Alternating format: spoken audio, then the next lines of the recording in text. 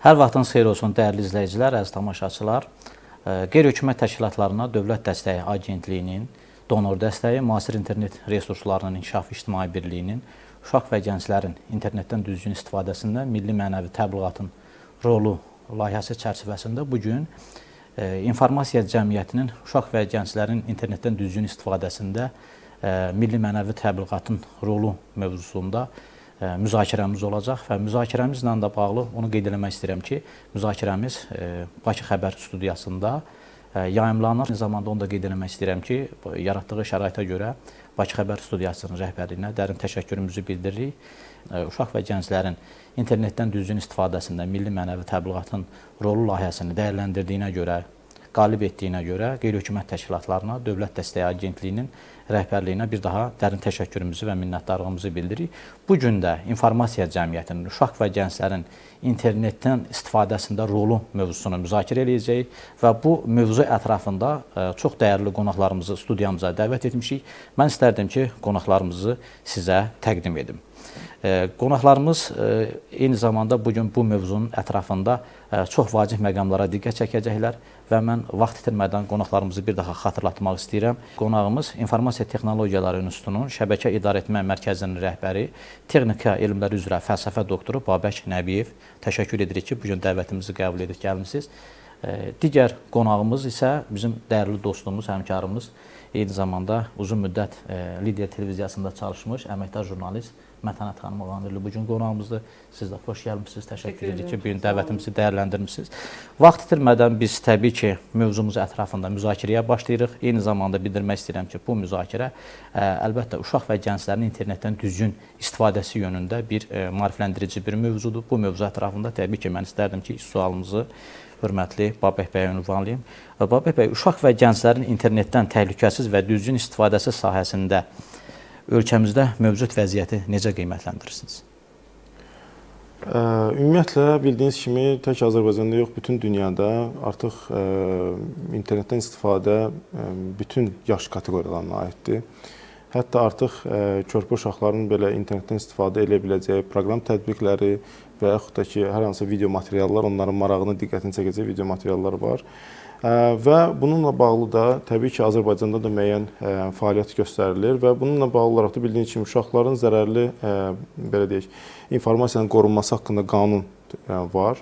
Və bu çərçivədə təbii ki, həmən zərərli kontentin müəyyən olunması, onlara yaş kateqoriyasının verilməsi və bu yaş kateqoriya üzrə hansı informasiya əldə oluna biləcəyi haqqında orada məlumat öz əksini tapır. Təbii ki, bunun tətbiq olunması nöqteyi nəzərindən bütün dünyada da praktikada var ki, yəni bunun tətbiq olunmasında müəyyən məhdudiyyətlər var. Bundan irəli gəlir ki, texnoloji həllər yetəri qədər bu prosesi idarə olunmasında belə deyək də yaxşı iştirak etmir və bununla əlaqədar olaraq da təbii ki, müxtəlif ölkələrdə müxtəlif yanaşmalar var. Burada əsas misal üçün ən radikal yanaşmalardan biri odur ki, konkret olaraq müəyyən yaş kateqoriyasına qədər internetdən istifadənin qadağan olunması. Yəni, amma müəyyən tənzimləmələr də var ki, müəyyən yaş kateqoriyalarına uyğun olaraq da hansı proqram təminatlarından, hansı web resurslardan, hansı ümumiyyətlə internetdə yerləşən informasiyanın istifadə olunması üzrə bölünmələr var. Və təbii ki, bunlar artıq bildiyiniz kimi beynəlxalq səviyyədə istifadə etdiyimiz proqramlar Azərbaycan tərəfindən tətbiqlər yazılmamış proqramlardır və Azərbaycanın bildiyiniz kimi qanunları və tənzimləmələri çərçivəsində işləmirlər. Onlar beynəlxalq hüquq çərçivəsində fəaliyyət göstərirlər və bununla bağlı olaraq da təbii ki, başqa problemlər yaranır. Burada dil məsələsi ilə bağlı problemlər yaranır və bu dil məsələsi ilə bağlı problemlər onda gətirib çıxardır ki, müəyyən tənzimləmələr etmək olur həmən tətbiqlərin nəzdində. Hansı resurslara daxil olmaq olur, hansı resurslara daxil olmaq olmur və bunu da təbii ki, daha yaşca böyük valideyn tərəfindən və qoruyucu tərəfindən təmin olunmalıdır. Burada da müəyyən məhdudiyyətlərlə bağlı problemlər yaranır və əsas məsələ də ondan, ideya da ondan ibarətdir ki, yəni burada qadağa əsas deyil. Qadağa düzgün davranış profilinin, belə deyək, tərbiyə olunmasıdır, düzgün davranış profilinin aşılanmasıdır. Düzgün maarifləndirilmə. Bəli, düzgün maarifləndirilmə təbii ki. Və bununla bağlı olaraq da onu demək olar ki, bu proses aparılması çox vacibdir və dünya praktikasında bunu göstərirlər ki, yəni bu tək müəyyən bağlı bir yerdə deyil, yəni məktəb, bağça və sair deyil, ümumiyyətlə bütün gündəlik həyatımızda aparılmalıdır. Burada xüsusi məşhur şəxslər də vücuda iştirak edə bilər. Burada yəni bu kompleks bir yanaşmadır. Konkret olaraq hər hansı bir qanun çərçivəsində və yaxud da hansı bir tətbiq çərçivəsində deyil, bütün cəmiyyətin bütün istiqamətlərini əhatə edən bir kompleks yanaşma olmalıdır ki, çünki biz gələcəyimiz nöqteyi nəzərdən danışırıq. Uşaqlar bizim gələcəyimizdir və o gələcəyin yetişdirilməsində hamımız məsuluq. Təşəkkür edirəm Babək bəy. Və əlbəttə elə uşaqlardan, gənclərdən söz düşmüşkən, istərdim ki, növbəti sualımızı hörmətli həmkarım, dəyərli Mətanət xanım cavablandırsın. Uşaq və gənclərin informasiya cəmiyyətində düzgün istiqamətləndirilməsi üçün ailə, məktəb və medianın üzərinə hansı məsuliyyət düşür, Mətanət xanım? Əslində bütün məsuliyyətlər elə cəmiyyətin, medianın, eləcə də qeyri-hökumət təşkilatları, vətəndaş cəmiyyətinin, məktəbin, ailənin üzərinə düşür. Əlbəttə, hər şey ailədən başlayır, biz deyirik.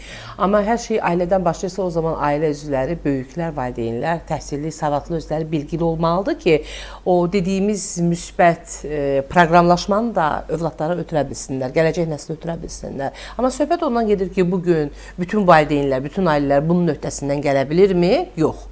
Digər tərəfdən məktəbin üzərində əlbəttə əvəzsiz məsuliyyət düşür, çünki valideynlər çalışır. Biz hər zaman təhsilimizlə bağlı danışanda bunu qeyd edirik, müzakirə olunur. Yəni ki, valideynin borcu övladı böyütmək, amma eyni zamanda bugünün valideyni çox məşğuldur. Bəzən 2-3 işdə çalışırlar. Kapitalizmin sərt qaydalarıdır. Yəni bildiyimiz kimi müasir dövrün, yeni dövrün gətirdiyi məsələlərdir ki, valideyn çox məşğuldursa, o zaman övladını hara etibar eləyir? Bağçaya, məktəbə. Demək ki, körpələrin bağçadan başlayır inkişafı. O ki, qaldı biraz öncə Babək müəllim dedi ki, belə bir yanaşma da var ki, müəyyən yaşa qədər uşaqlara qadağan olsun telefonu. Mən düşünürəm ki, təbii ki, bütün yanaşmalara hörmət eləyirəm, bütün fikirlər subyektivdir onsuz da. Amma mən düşünürəm ki, əgər biz internet dünyasında yaşayırıqsa, internet əsrində yaşayırıqsa, yəni uşaqları müəyyən yaşa qədər izolyasiya eləmək və sonradan onu görəndən sonra, amma körpəlikdən onun içində böyüyən bir uşaq və sonradan onu telefonla çalışan bir uşaq. Üstünlük hansında olacaq? Əlbəttə, telefonla böyüyən uşaq. Yəni, bir misal çəkmək istəyirəm, biraz kobud da olsa, dərin tarixlərdə belə bir rəvayət var idi. Deməli, deyir ki, hamam böcəyi var, bir də dinozavrlar var. Dinozavrlar çox böyükdür və gücünə güvənib axına qarşı gedirdilər. Və ona görə də bugün, baxıyorsunuz, əsrlər keçdi, dinozavrın izi tozu yoxdur. Biz sadəcə onu hekayə kimi xatırlayırıq. Amma hamam böcəyi 300 min illər, 3 milyard illər yaşayır. Niyə axına qarşı getmir? Axın istiqamətində gedir, davam edir. Yəni, günün trendi bu dünyanın dünyanın indiki mərhələsində axına doğru şəkildə qoşulmaq, doğru şəkildə təkan vermək, mənfiləri müsbətlərlə əvəz etmək, yəni bugünün axını bu olmalıdır. Axına qarşı yox, biz internetsiz mümkün deyil. Mən sizə sual verirəm, mənim hörmətli həmkarım.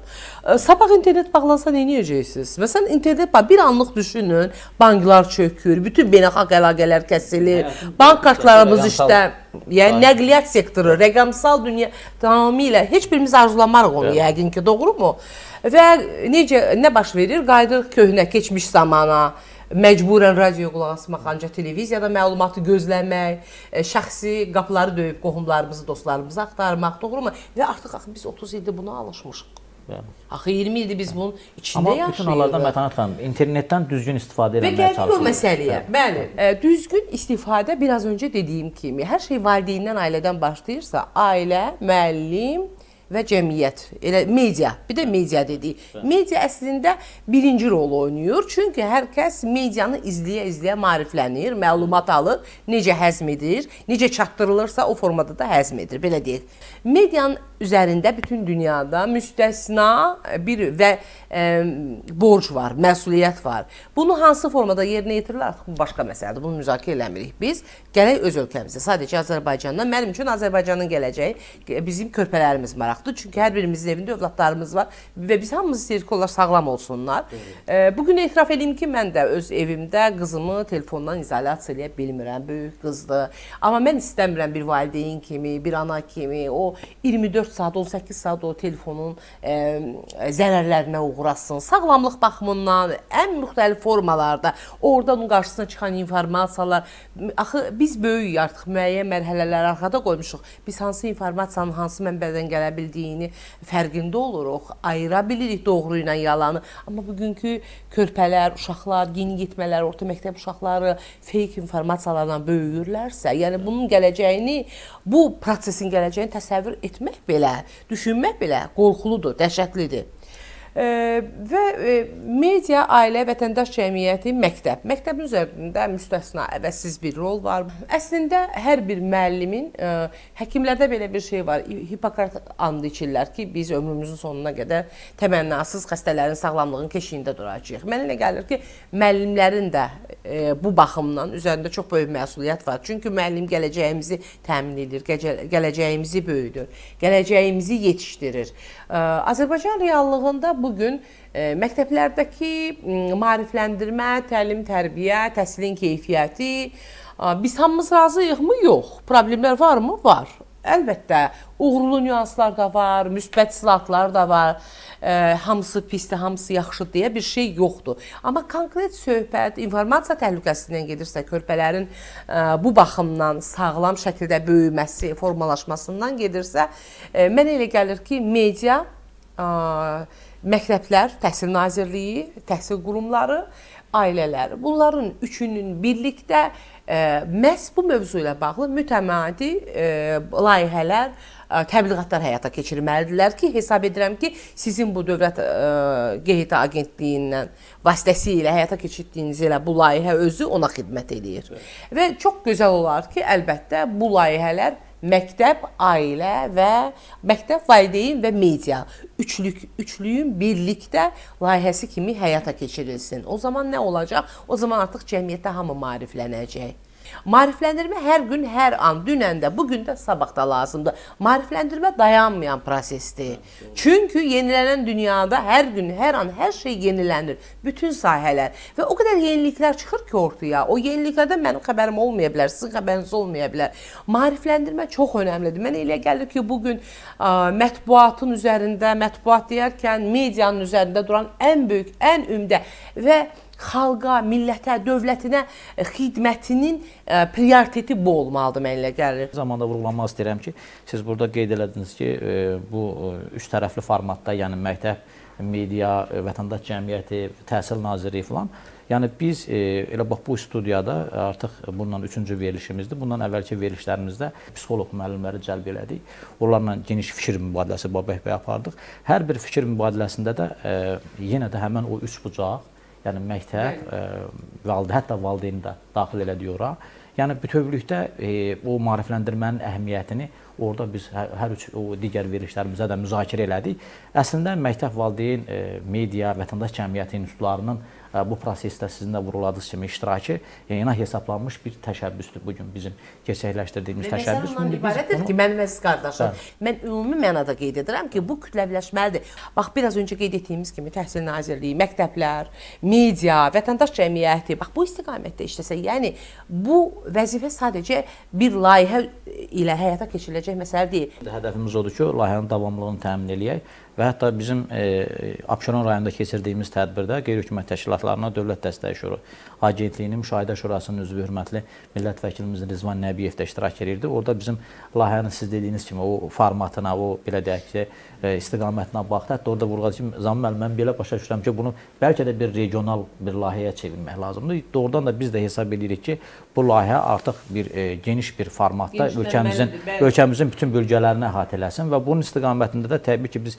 artıq layihə təklifi ilə çıxış etməyi düşünürük və düşünürük ki, növbəti müsabiqələrdə məhz bu istiqamətdə, sizin də vurğuladığınız istiqamətdə çox belə potensial və çox potensial şəkildə bəli, bütün regionlarımızı əhatə eləyək. Onu da vurğulayım ki, Babək bəy, bizim Abşeronda keçirdiyimiz tədbirdə 400-ə yaxın gənc iştirak edirdi. Əlbəttə, deməli, o 400 dənə iştirak edən hər bir gəncin artıq bu məlumatlandırma, onların informasiya savadlığının artırılması, rəqəmsal biliklərinin formalaşması istiqamətində bizim keçirdiyimiz görüşdə etdiyimiz müzakirə müzakirədə bu məsələlər daha geniş şəkildə orada qabardıldı və düşünürəm ki, biz bundan sonra da əlbəttə Mətanət xanım vurğuladığı kimi dayanmamalıyıq və hərəkət eləməliyik və sözsüz ki, ölkəmizin informasiya siyasətinə vətəndaş cəmiyyəti töhfəmizi verməliyik və əsas hədəfimiz də, məramımız da, məqsədimiz də elə bundan ibarətdir. Və mən təbii ki, istərdim ki, növbəti sualımızı hörmətli Babək bəyə ünvanlayım. Rəqəmsal platformalarda etik davranış qaydalarının formalaşması üçün hansı tədbirlər görülməlidir? Əslində, etik davranış deyəndə bu, ümumiyyətlə belə bir anlayış var ki, bəzən düşünülür ki, internetdə, misal üçün, mən anonim adla istifadə elədim və yaxud da başqa adla istifadə elədim.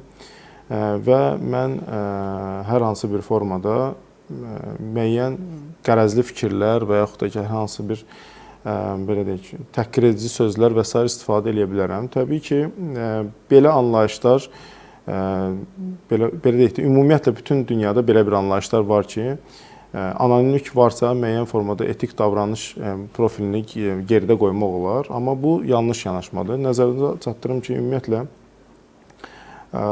bu bir mühitdir. Yəni, bu rəqəmsal mühit olsa da bu bir mühitdir və bu mühit artıq bizim real mühitlə çox yaxındır.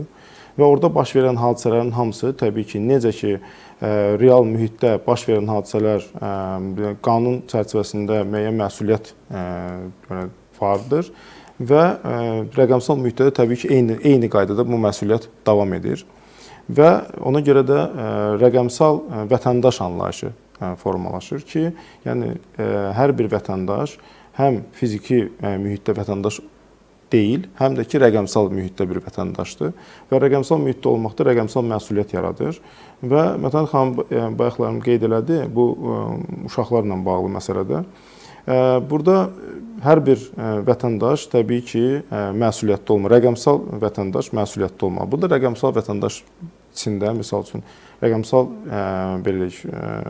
yeniyetmə, rəqəmsal gənc, rəqəmsal körpə, bu cür anlayışlarla çıxış eləmək olar və hər birinin özünə uyğun olaraq bir məsuliyyət çərçivəsi formalaşmalıdır.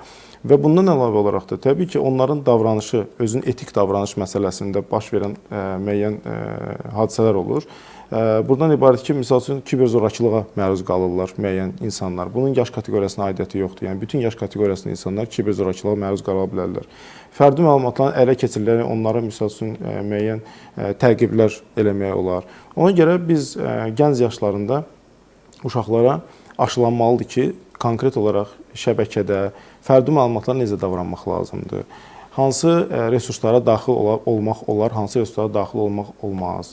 Və misal üçün, bir şəxslə, tanımadığınız şəxslə kontakta girən zaman hansı cür davranış sərgiləmək lazımdır. Yəni, nəyə görə? Çünki siz evinizdə oturmuşsunuz, təsəvvür edin ki, bir ailədir, bir ailədə tutaq ki, bir valideyn, iki valideyn, bir uşaq var və sizin uşağınız əlinizdə telefon kimlə, nə cür, hansı bir müstəvidə söhbət edir, heç bir məlumatınız olmur. Və bu nə deməkdir? Bu virtual, yəni rəqəmsal qonaq deməkdir. Yəni siz evdə ola-ola və həmin şəxs evdə olmaya artıq sizin qonaqdır. Və bununla bağlı olaraq bir çox hadisələr baş verir. Uşaqların, misal üçün, oğurlanması faktları da olur. Burada, misal üçün, dediyimiz kimi, kiberzoracılıq faktları da olur. Burada, misal üçün, uşaq anlamadan ondan informasiya əldə eləmək məlumatları, orada tək uşağın şəxsi məlumatlarından gedir, valideynin şəxsi məlumatlarından gedir, evin yerləşdiyi məkandan gedir. Yəni, bu fakt olub ki, misal üçün, uşaqla danışıblar, evdə olmadıqları vaxtı müəyyən ediblər, uşağın vasitəsilə evə girib oğurluq. Dünyada belə hadisələr baş verir. Yəni, bu faktlar onu göstərir ki, birincisi, uşaqları biz düzgün aşılamalıyıq. Ümumiyyətlə, şəbəkədə, yəni internet şəbəkəsində davranış necə olmalıdır? Web tətbiqlərdə davranış necə olmalıdır? Ümumiyyətlə, proqram tətbiqlərində davranış necə olmalıdır? Tanımadığınız şəxslərlə, yəni heç vaxt kontaktda olmadığınız şəxslərlə internet mühitdə danışarkən necə davranmalısınız? Və bu məsuliyyəti təbii ki, dediyim kimi də, yəni bu tək, misal üçün, məktəb, bağça səviyyəsində təbii ki, bunlar aşılanmalıdır. Bu vacibdir, mütləqdir və ailə səviyyəsində də bu aşılanmalıdır və buna görə də rəqəmsal valideyn olmalıdır. Yəni, valideynlər özləri bunu anlamalıdırlar və bu tətbiqləri, proqramları başa düşməlidirlər ki, onlar o uşaqlara onu məsələni də izah edə bilsinlər. Və bundan əlavə də dünya praktikasında belə bir anlayış var. Əsas məsələ məlumatlandırma o halda mümkündür ki, problem məlumdur və ona həll var. problem məlum deyilsə, hər yoxsa məlumatlandırma da mümkün olur. Buna görə də əks əlaqə olmalıdır. Yəni bir çox ölkələrdə qaynar xəttlər var. Sırf uşaqların internet mühitdə baş verən təhdidlərlə bağlı ya birbaşa özü tərəfindən məlumatlandırılır, qaynar xətt ki, mən başıma belə bir hadisə gəlib, ya da ki, valideynin tərəfindən məlumatlandırılır ki, uşağın başına belə bir hadisə gəlib. Çünki bu da bir şərait yaradır ki, hər hansı bir yeni təhdid qarşısında mübarizə mexanizmi formalaşsın, ya da ki, məlum təhdiddirsə, onunla necə davranmaq lazımdır, valideynə və yaxud da uşağa düzgün məlumatlandırma aparılsın.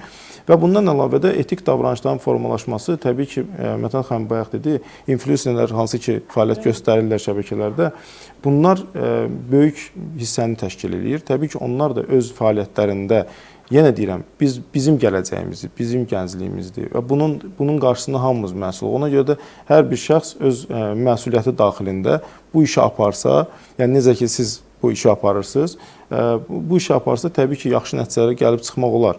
Ona görə də əsas vacib məsələ ondan ibarətdir ki, burada konkret olaraq cəmiyyətin bütün kəsimləri bu fəaliyyətdə aktiv iştirak eləsin və məsəl üçün, yenə deyirəm, bununla bağlı olaraq bir qaynar xətt formalaşdırılmalıdır ki, bu maarifləndirmə məsələsi və təhdidlərin müəyyən eləmə məsələsi asan da olsun. Yəni, bu məsələ qaynar xətt anlayışı bildiyiniz kimi bir çox istiqamətdə var, kiber təhlükəsizlik sahəsinin özündə də var. Çünki yenə deyirəm, vaxtında məlumatlandırma olsa, onun qarşısını alınmaq, daha az zərərlə qarşısını alınması daha asan olur. Uşaqlar da bunu dərk eləməlidirlər. Bəli, təbii ki. Bəli. O da mütəmadi, siz bayaq qeyd etdiniz, mütəmadi məlumatlandırmaq. Durmadan, dayanmadan, hər gün, hər an, bəli. Təşəkkür edirəm Babək müəllim, çox var vacib və önəmli məqamlar. Hətta qaynar xətt məsələsi hesab edirəm ki, çox vacib məqamlardan biridir və əlbəttə elə bu kontekstdə söhbət edərkən təbii ki, milli mənəvi dəyərlər internet mühitdə qorunması və təbliği üçün media hansı təşəbbüslər həyata keçirməlidir? Əslində biz eyni mövzunu müxtəlif aspektlərdən izah edirik. Milli mənəvi dəyərlər nədir? Bizi var edən, xalqın mövcudluğunu var edən, göstərən amildir. O dildir, dilimizdir. Biraz öncə Babək müəllim də qeyd etdi çıxışına başlayanda. Dilimizin qorunması və bizi biz edən ailə institutumuz, tərbiyə, böyük, kiçik, yəni bir çox muğamın özü, yəni mədəniyyət sahəsinə aid bir çox dəyərlər var ki, onlar bizim milli mənəvi dəyərlərimizdir. Əslində bugünkü çox vicdanlı vətəndaşın vəzifəsi ondan ibarətdir ki, tutduğu vəzifədən harda işləməsinə, nə işlə məşğul olmasına asılı olmayaraq öz yerində sadəcə yeni düzənin negativindən maksimum sığortalanaraq öz fəaliyyətini davam etdirə bilsin. Əslində bugünün vətəndaşın üzərinə düşən ən böyük vəzifə budur. Və milli mənəvi dəyərlərimizin aşılanmasından necə nail ola bilərik? Necə nail ola bilərik ki, bugün hər bir vətəndaş dərk eləməlidir ki, mənim dediyimi dərk eləməlidir ki, yəni o mənada ki, bizi var edən, bir xalqı, bir toplumu var edən onun dəyərləridir. O dəyərləri qorumağa biz hamımız borcluyuq. Əgər vətəndaş onu hamısı başa düşmürsə, biz görürük sosial mediada, sosial şəbəkələrdə, xüsusilə sosial şəbəkələrin TikTok platformasında heç xoşumuza gəlməyən, bizim dəyərlərlə üstə düşməyən, qeyri-etik bir çox hallarla biz rastlaşırıq və əksər cəmiyyətin müəyyən qismi də buna təbii ki, öz etirazını bildirir. Amma mən illərdir müşahidə edirəm ki, bu etirazlar fərdi olduqca nəticə vermir. Bu nə deməkdir? Bu deməkdir ki, çox ciddi ictimai qınaq, vətəndaş cəmiyyətinin ictimai qınağı formalaşmalıdır. Biz necə bu belə kollektiv formada, ümumi qınaq, platforma şəklində ictimai qınaq, sosial şəbəkələrdə, sosial şəbəkələrin zərərindən necə sığortalana bilərik? Yenə biraz öncə qeyd etdiyimiz üçün gələcəyimiz, körpələrimiz naminə və bugünün bizim dəyərləri gələcəyə daşınması naminə. Media yenə əvəzsiz rola malikdir. Mənə görə bizim dəyərlər sisteminə qarşı çıxan, onu aşağılayan, onları degradasiyaya uğradan, kimliyindən asılı olmayaraq media nümayəndəsindən tutmuş blogerə qədər, yəni sosial şəbəkə istifadəçisinə qədər mənə gəlir ki, onlar cəmiyyətin sərt ictimai qınağı ilə qarşılaşmalıdırlar. O da nəticə verməsə, Azərbaycan kifayət qədər zəngin qanunvericilik bazası var. Qanunla da bütün hüquqlar, bütün dəyərlər qorunur, tənzimlənir və yenə də maarifləndirilmə o aspekt aparılmalıdır ki, hər bir sosial şəbəkədə burada bir internet var, masanın üzərindən bir telefonu açıb canlı yayına qoşuluram, bu o demək deyil ki, sən heç bir məsuliyyət daşımırsan. Hər kəs zəhmət çəkib məsuliyyətini dərk edəcək. Bu millətin, bu dövlətin vətəndaş olduğunu unutmayacaq. Unudarsa qanun qarşısında cavab verəcək. Təşəkkür edirəm Mətanət xanım. Çox önəmli məqamlara toxundunuz. Və təbii ki, digər sualımız Babək müəllim olacaq. Azərbaycan dilində keyfiyyətli və maarifləndirici internet resurslarının artırılması üçün hansı təşəbbüslər vacibdir? Yəni, təbii ki, internet resursları üzərindən. Əslində, burada belə deyim də, informasiyanın çatdırılması biraz dəyişib artıq. Yəni, bunun da böyük təsiri süni intellektdən. Yəni, süni intellekt buna təsir elədi. Niyə? Çünki bu süni intellekt chatbotları ilə insanlar artıq çox kontaktdadır. Yəni, gəlin belə danışaq da, əvvəl hər hansı bir veb-sayt var idi, axtarış deməli, tətbiqi də var idi. Orada daxil olub, hər hansı bir sözü yazıb, müəyyən məlumat axtarırdınız. İndi artıq və bu, belə deyim, bir çox halda hər hansı bir məsələ haqqında, hər hansı bir hadisə haqqında məlumat almaq üçün bir çox hallarda insanlar chatbotlara daxil olurlar və bu chatbotlarda informasiyanı sorğulayırlar. Bu nə deməkdir? Chatbotlar axtarır ki, bu məlumat haqqında nə var? Bu sorğu haqqında nələr var? Təbii ki, siz Azərbaycanda yerləşdiyinizə görə ilk olaraq Azərbaycan mühit axtarışa verilir. Və bu nə deməkdir? Bu o deməkdir, bayaqlarım siz dediyiniz kimi etika məsələsi də bura daxil olur.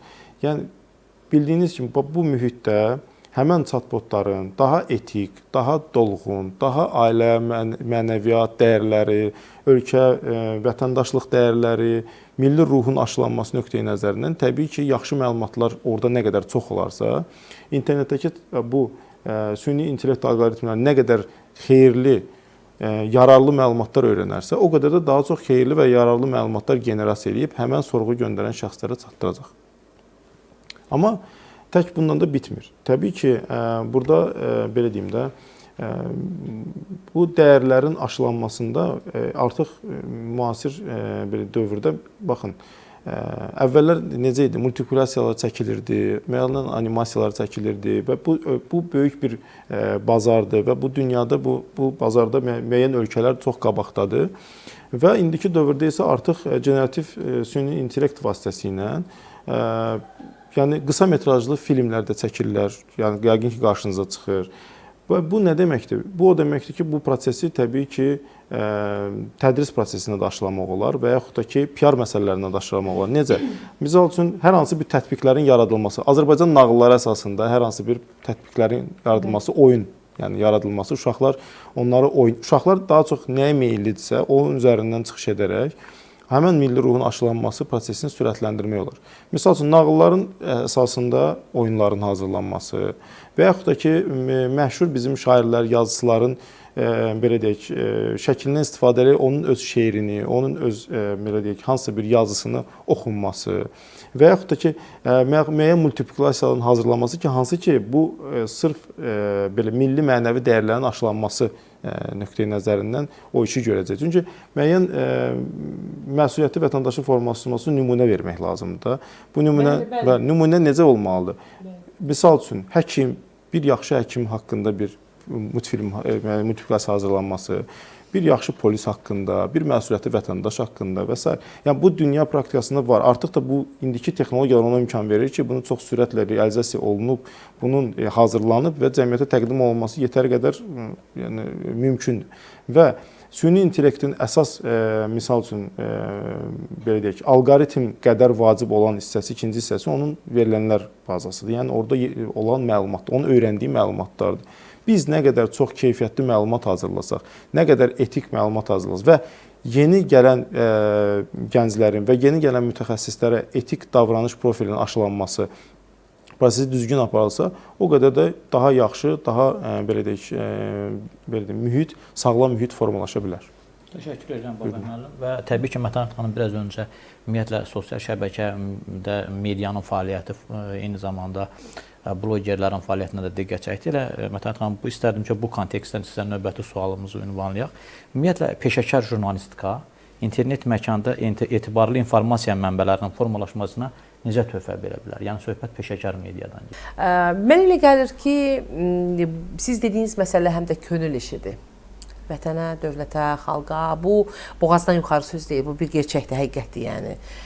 Mən elə gəlir ki, mediada işləyən insanlar ümumiyyətlə, media nümayəndələri son dərəcə peşəkarlıqla, biraz öncə də qeyd elədik, peşəkarlıq və vicdan. Bu ikisinin sintezi artıq siz dediyiniz problemlərin qarşısının alınmasında gerçəkdən rol oynaya bilər. Burada sadəcə media deyil də, bəli, media töhfə verə bilər. Çünki media güzgüdür, media yəni informasiyadır. Hər an hər kəsin sosial şəbəkədə belə istinad etdiyi informasiyalar var. O informasiyaları kim istehsal edir? Media nümayəndələri istehsal edir. Bu baxımdan medianın üzərinə doğru, düzgün, qərəzsiz, gələcəyimiz naminə vicdanla çalışması çox önəmlidir. Bilirsiniz, bu tək Azərbaycan mediasının problemi deyil, qardaş. Əgər söhbət bizim gələcəyimizdən, körpələrdən, nəvələrdən, övladlardan, yeniyetmələrdən gedirsə,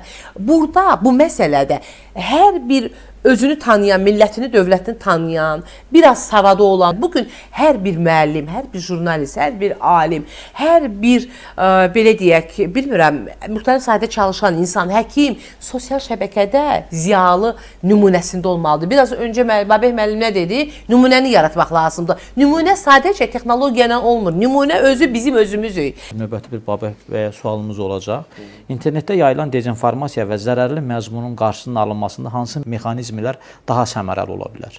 Əslində dezinformasiya indiki dövrdə belə deyək də bir çox halda misal üçün sosial mediada baxış saylarının yüksəldilməsi üçün və yaxud da hər hansı bir belə deyək də bir platformaya və yaxud da hər hansı bir hesaba diqqət çəkmək üçün və sair məsələdən istifadə olunur. Təbii ki, bu bunun belə gündəlik həyatda gördüyümüz hissəsidir. Dezinformasiya təbii ki, həm də ki, informasiya müharibəsinin bir hissəsidir.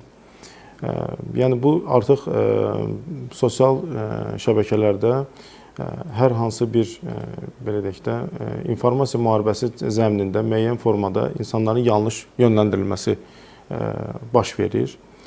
Bu, rəqəmsal mühit ona imkan verir ki, artıq dezinformasiya formalaşdırılmasında insanların üzlərinin dəyişdirilməsi, misal üçün, özünü hər hansı bir başqa şəxs kimi təqdim olunması anlayışları artıq formalaşır. Yəni, insanın səs tonunun kopyalanması formalaşır. Bildiyiniz kimi, bunu dələduzlar da istifadə edir. Misal üçün, hər hansı bir şəxsin yaxınlarından müəyyən vəsaitlərin əldə olunması, qeyri-qanuni vəsaitlərin əldə olunması üçün bundan savayı olaraq da həm də siz dediyiniz kimi dezinformasiya üçün də istifadə edirlər. Misal üçün, məşhur şəxsin simasını götürürlər, səsini götürürlər, onun vasitəsindən müəyyən hər hansı bir çıxışlar edirlər və təbii ki də bu da müəyyən formada hər hansı bir cəmiyyətdə rezonans, informasiya mühitində rezonans yarada bilər. Yenə də qayıdırıq biz düzgün, dolğun informasiya mühitindən istifadənin, yəni rəqəmsal vətəndaş olmağa qayıdırıq. Çünki bu boyda təhdidlərin qarşısında, bu təhdiddə dediyim kimi hər hansı bir dələduzluq səviyyəsində də ola bilər. Amma milli təhlükəsizlik səviyyəsində də ola bilər. Yəni, görürsünüz, bu qədər arada böyük bir uçurum var və bu, təbii ki, burada bütün, belə deyək, rəqəmsal vətəndaşlar artıq sosial şəbəkədən davranış profilinə sahib olmalıdırlar, süni intellektdən davranış profilinə sahib olmalıdırlar. Ümumiyyətlə, belə deyək, bayaqlar Mətən xanım dedi ki, hər bir şəxs maarifləndirməlidir. Yəni, öz biliyini başqasına bölüşmək məsələsi var. Amma burada bilik məsələsi, bilikdə nə qədər dolğun olduğu məsələsi var. Misal üçün, Çində informasiya, sosial şəbəkədə kimsə informasiya paylaşırsa, əgər bu sahədə mütəxəssis deyilsə, misal üçün, orada artıq Çində qadağa var ki, o şəxs həmən istiqamət üzrə informasiya paylaşa bilməz. Yəni, bu, görürsünüz, onlar nə qədər, yəni bu yanaşmalar ona gətirib çıxardır ki, bir müddətdən sonra həmən etik davranış profilinin formalaşdırılması məcburi xarakter daşıyır. Yəni, ona görə də informasiyanın dolğun, düzgün informasiyanın birincisi təmin olunmaq, ikincisi onun əldə olunması üçün burada mübarizə üsullarının biri nədir? Rəsmi mənbələr. Yəni, bildiyiniz kimi, baxın, 44 günlük müharibədə də Cənab Prezident sosial şəbəkələrdə dəfələrlə çıxıb, o dezinformasiyanın qarşısını almaq üçün çıxışlar edir. Yəni, bu ən bariz nümunədir ki, dezinformasiyanın qarşısını necə almaq olar? Yəni, aidiyyatı qurumlar, aidiyyatı şəxslər hər hansı bir hadisə baş verdiyi anda operativ, anında reaksiya verərək bu dezinformasiyanın qarşısının alınması üçün onlar müəyyən əks tədbir görməlidirlər. Yəni bunun ən yaxşı mübarizə üsullarından biri budur. İkincisi də vətəndaş nöqteyi nəzərindən isə bu həmin vətəndaşda bir hadisə ilə üzləşdiyi halda, yəni dezinformasiya üzləşdiyi, bilmir axı dezinformasiya. Bunun üçün nə etməli? Hansı mənbəyə aiddirsə bu məlumat, yəni hansı mənbəyə istinad olunursa, həmin mənbəni gedib araşdırsınlar ki, yəni məsəl üçün bu informasiya deyilir ki, hansı bir qurum tərəfindən paylaşılıb. Gedib qurumun rəsmi veb səhifəsini maraqlanmaq olar ki, bu informasiya orada varmı? Yəni paylaşılıbmı? Və yaxud da o istiqamət üzrə aidiyyəti şəxslərin bu barədə çıxışları varmı? Yəni siz bayaq dediyiniz kimi hər şeyə inanırlar, hər şeyə inanmaq olmaz. Hər bir məlumat artıq, yəni bu rəqəmsal mühitdə olan hər bir məlumat artıq sorğulanmalıdır. Son olaraq istərdim ki, sonuncu sualımı hər ikinizə ünvanlamaq istəyirəm. Təhlükəsiz internet, rəqəmsal savadlılıq uşaqların kiber təhlükələrdən qorunması üçün valideynlərə hansı tövsiyələri verərdiniz? Hər ikiniz istərdim ki, qısa da olsa bu tövsiyələri biz Bakı Xəbər studiyası vasitəsilə izləyicilərimizə, gənclərimizə, uşaqlarımıza, eyni zamanda valideynlərimizə çatdıraq. Buyurun, Babək bəy. Birincisi, mən onun tərəfdarıyam ki, qadağaya qarşıyam, belə deyim. Hər hansı bir formada internetdən istifadəsinin qadağaya qarşıyam. Çünki yəni informasiyanın əldə olunmasının, təbii ki, yaş kateqoriyasına uyğun informasiyanın əldə olunması vacibdir. Çünki siz deyən kimi, Vətən xanım dedi, dünya görüşünün formalaşdırılması üçün. Nəyə görə? Müqayisə xarakterli. Yəni, bir çox şəxslər var ki, misal üçün, Azərbaycanda hər hansı bir davranışdan bəyənmirlər və ümumiyyətlə deyirlər ki, bu misal üçün davranış profili düzgün deyil. Gedirlər müəyyən bir ölkələrdə vaxt keçirdirlər, oradakı insanlarla kontaktda olurlar və bir qaydana deyirlər ki, yox, bizim ölkədə misal üçün bu daha yaxşıdır. Yəni, bu nə deməkdir? Bu insan dünyası görüşünü artırdı və bunun əsasında da artıq müqayisə eləmək qabiliyyəti yarandı. İnsan artıq gördüklərini müqayisə edir və onun əsasında qərar verir ki, hansı yaxşıdır, hansı pisdir. Buna görə də yaş kateqoriyası, burada vacib məsələ, yaş kateqoriyasına uyğun olaraq informasiya əldə oluna bilən olmalıdır. Yəni, əl çatan olmalıdır hər bir informasiya. Amma yaş kateqoriyası nəzərə alınmaq şərti ilə. Ona görə də valideynlər birincisi özləri rəqəmsal savadlığını artırmalıdırlar bu istiqamətdə. Çünki dediyim kimi, bütün belə deyim, tətbiqlərdə və yaxud da bütün ağıllı avadanlıqlarda müəyyən məhdudiyyətlər qoyulması ilə bağlı imkanlar var. Yəni, yaş kateqoriyasına görə siz öz uşağınızın telefonunda məhdudiyyət qoya bilərsiniz. Və yaxud da ki, hər hansı bir kontentin daxil olmasına görə bir məhdudiyyət qoya bilərsiniz. Ondan əlavə olaraq da vaxt nöqteyi nəzərindən məhdudiyyət qoya bilərsiniz ki, nə qədər, misal üçün, sosial mühitdə nə qədər vaxt keçirsin, oyunlarda konkret olaraq nə qədər vaxt keçirsin və yaxud da ki, misal, başqa hər hansı bir tətbiqlərdə nə qədər vaxt keçirsin. Onu limitləmək də mümkündür. Təbii ki, buna, belə deyim, dünya praktikasına müraciət etmək lazımdır və yaxud da müəyyən şərtlər daxilində onu valideyn özü qərar verməlidir ki, hansı formada bu aparılmalıdır. Amma İlkin olaraq hər bir valideyn rəqəmsal savadlılığa malik olmalıdır. Bunun üçün təbii ki, medianın da böyük rolu var, mütəxəssislərin də böyük rolu var və bu proses kompleks şəkildə hamı tərəfindən birlikdə dəstək verilərək aparılması məqsədə uyğun olardı. Mən belə düşünürəm. Təşəkkür edirəm, Babək müəllim. Və Mətəd xanım, son olaraq sizin də tövsiyənizi bilmək istəyirəm. Bəli, valideynlər özləri birinci savadlı olmalıdır. Çünki savadlı valideyn savadlı gələcək yetişdirəcək, əlbəttə ki.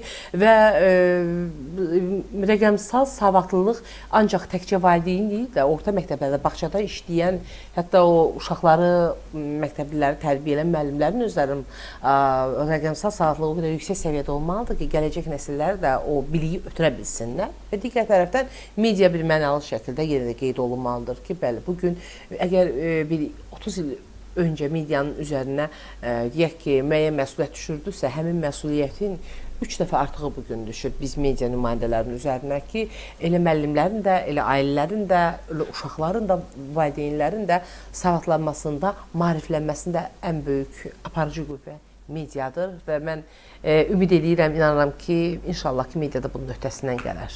Təşəkkür edirəm hər ikinizə bu gün dəvətimizi qəbul edib gəldiyinizə görə dərin təşəkkürümüzü bildiririk. Eyni zamanda bir daha vurğulamaq istəyirəm ki, hörmətli izləyicilər, bizim bu layihə müzakirə etdiyimiz mövzu qeyri-hökumət təşkilatlarına Dövlət Dəstəyi Agentliyinin, donor dəstəyi və müasir internet resurslarının inkişafı ictimai birliyinin uşaq və gənclərin internetdən düzgün istifadəsində milli mənəvi təbliğatın rolu layihəsi çərçivəsində informasiya cəmiyyətinin uşaq və gənclərin internetdən düzgün istifadəsinin formalaşması rolunu mövzusunda bu gün bir müzakirə apardıq. Əlbəttə müzakirəmiz çox maraqlı oldu. Biz doğrudan da uşaq və gənclərin internetdən istifadəsinin zəruriliyini bu gün biz izləyicilərimizə çatdırmağa çalışdıq. Eyni zamanda əlbəttə biz valideynlərin, vətəndaş cəmiyyətinin, eyni zamanda elm ocaqlarımızın, informasiya texnologiyaları institutunun, media nümayəndələrimizin gəldiyimiz qənaət budur ki, hər birimiz ayrı-ayrılıqda məsuliyyətimizi dərk etməliyik, həm sosial şəbəkə segmentlərində, internet resurslarında çalışmalıyıq ki, gənclərimizə, uşaqlarımıza doğru informasiyalar ötürək. Eyni zamanda düzgün informasiya mənbələrindən istifadə edək. Bu çox önəmlidir, çünki əldə etdiyimiz informasiyanın nə dərəcədə doğru olduğunu, nə dərəcədə bu informasiyanın bizim həyatımızda, fəaliyyətimizdə faydalı olduğunu dərk etməliyik. Buna görə də əlbəttə Mətanət xanımın da vurğuladığı kimi ictimai qınaq, eyni zamanda vətəndaş məsuliyyəti bu məsələdə çox önəmlidir. Biz bütün bu müzakirələrdən aldığımız nəticələri təbii ki, növbəti layihəmizdə bu məsələlər üzərində yeni bir, belə deyək ki, platforma üzərində bu layihəni təkmilləşdirməyi düşünürük. Bu müzakirəni keçirməyimiz üçün yaratdığı münbit şəraitə görə Bakı Xəbər redaksiyasının rəhbərliyinə, hörmətli Aydın müəllimə dərin təşəkkürümüzü bildiririk ki, bizə belə bir müzakirə imkanı yaratdı. Bir daha vurğulamaq istəyirəm ki, bugünkü qonağımız İnformasiya Texnologiyaları İnstitutunun Şəbəkə İdarəetmə Mərkəzinin rəhbəri, texniki elmlər üzrə fəlsəfə doktoru Babək Nəbiyev, digər qonağımız hörmətli həmkarımız, əməkdar jurnalist Mətanət xanım Ağamirli idi.